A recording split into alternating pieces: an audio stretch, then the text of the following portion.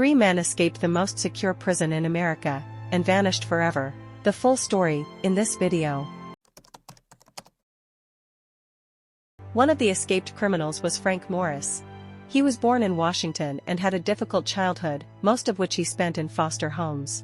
His first serious crimes were armed robberies. Thanks to his high intelligence, Morris often managed to escape from prison. His criminal career began to develop rapidly in the 1950s. He was first imprisoned for armed robbery in 1945. For 10 years, Morris was held in various prisons across the country. He earned a reputation as a master escapee, successfully escaping from prisons in Florida and Louisiana. His constant attempts to escape forced the authorities to seek more reliable means of isolation. By the end of the 1950s, Morris was transferred to a prison in Atlanta. In 1960, after a failed escape attempt, he was declared a special danger. As a result, on January 18, 1960, Frank Morris was transferred to Alcatraz, the most secure prison in the United States. John and Clarence Anglin were born into a poor farming family. In the summer, they often moved north to work in the fields. As children, the brothers learned to swim in the icy lakes of Michigan, which later played an important role in their escape from Alcatraz. The Anglin brothers began their criminal activities at the age of 20, starting with robberies and breaking into houses. However, they soon moved on to more serious crimes. In 1958, the brothers committed several bank robberies. Their most notorious arrest took place on January 17, when they were caught raiding a large bank in Alabama. The court sentenced both of them to 20 years in prison. John Anglin was sent to the Atlanta colony. Clarence was soon transferred there as well. While serving their sentences, they made an unsuccessful escape attempt by trying to dig a tunnel through the wall. Because of this incident, they were classified as particularly dangerous prisoners. Therefore, on October 21, 1960, John was transferred to Alcatraz. Clarence joined him a year later. Reunited, the brothers began preparing for the new and most important escape of their lives. The evening at Alcatraz began as usual. After dinner, the prisoners returned to their cells, following their usual routine. There were no signs of trouble, and the guards had no idea of the criminals' plans. The prison operated under strict rules. Staff regularly patrolled the blocks and checked the prisoners' cells. However, Frank Morris and the Anglin brothers had a plan.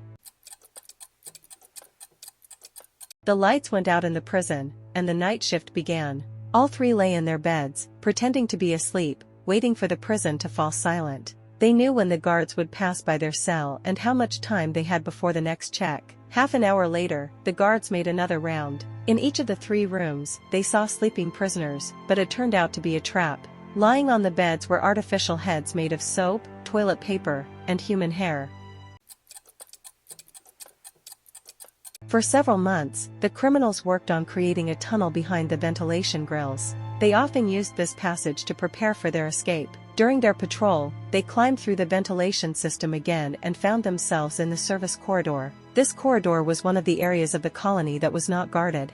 From there, the criminals had to get to the corpses and ventilation shafts. However, this stage was one of the most risky. They had to move quickly and quietly so as not to attract the attention of the guards after lights out. Also, in one corner of the corridor, homemade tools and the most important element of the escape, the fruit, were hidden. It took several months to create it. The fruit was sewn by hand from stolen raincoats.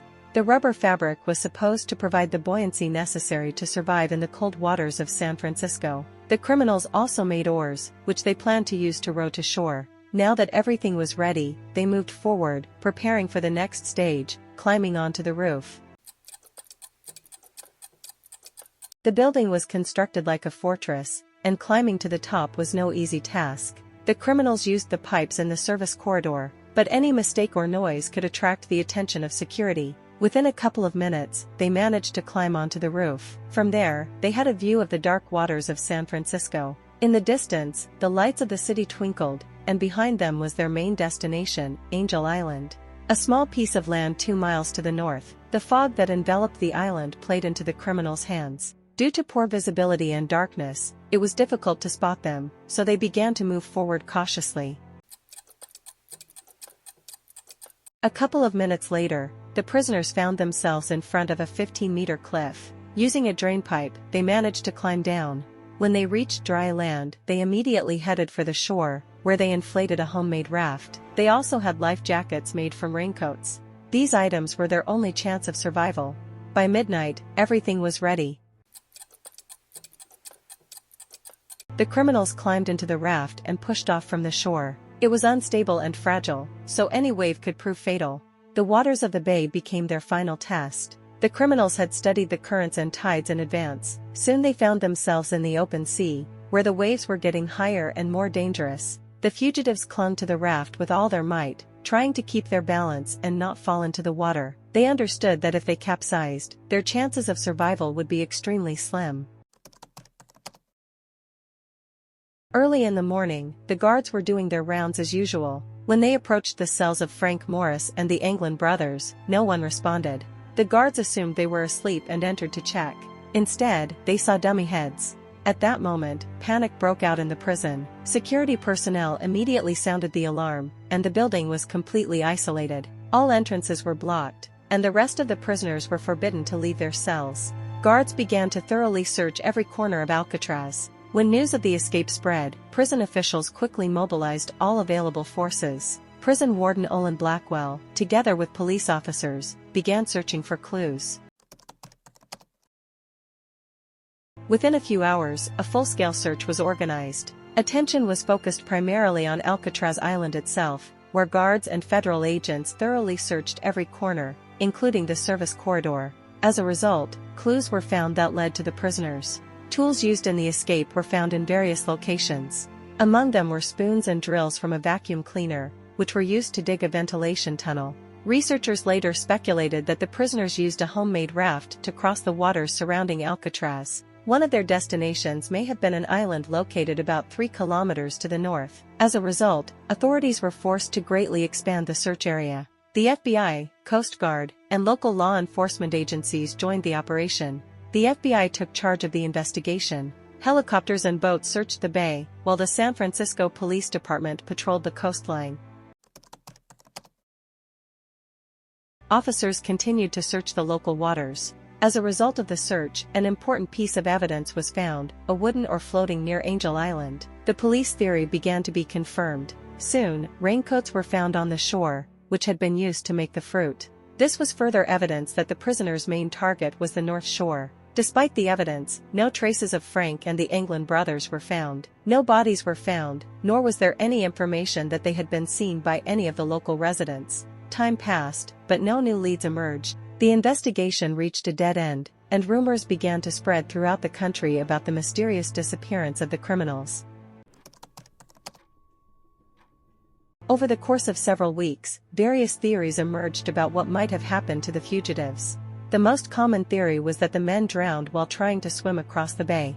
The waters off San Francisco are known for their low temperatures and high waves. Many experts believed that surviving the crossing, even on a homemade raft, was virtually impossible. This theory was confirmed by the discovery of the criminals' personal belongings near Angel Island. However, there were those who doubted this version. Acquaintances noted that the Angles had been seasoned swimmers since childhood, having grown up in the cold waters of Michigan, so they were well prepared for the swim. In addition, their resourcefulness during the escape gave reason to believe that the brothers had anticipated the possible risks and prepared for them in advance.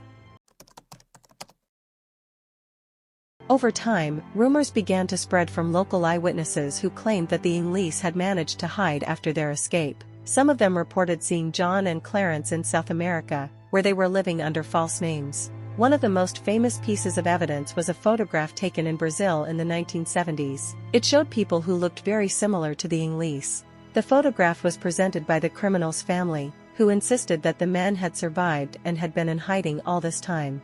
The photo was analyzed using facial recognition software. The result was a 99% match. But the mystery did not end there. In 2013, a letter appeared that added a new twist to the investigation. The letter, allegedly written by John and Lynn, was sent to the San Francisco Police Department. In it, the author claimed that all 3 fugitives had survived, but had since gone their separate ways. Morris died in 2008 and Clarence in 2011. The author offered to turn himself in to the authorities in exchange for help with cancer treatment. The FBI took the message seriously and conducted an investigation, but the results were inconclusive. Although it was not possible to confirm that the handwriting belonged to John, the likelihood that he had survived remained high. For many years after the escape, the FBI continued to investigate various theories and interview potential witnesses. Agents questioned hundreds of people and conducted numerous investigations. However, despite all their efforts, no conclusive evidence was ever found to prove that the fugitives had survived or died. In 1979, the FBI officially closed the investigation. The case was transferred to the U.S. Marshals Service, which continues to pursue it to this day. Authorities note that if any of the criminals are still alive, they must be over 90 years old. Thus ended the legendary story of the escape from Alcatraz. If you enjoyed watching this video, please like it and subscribe to the channel. See you soon.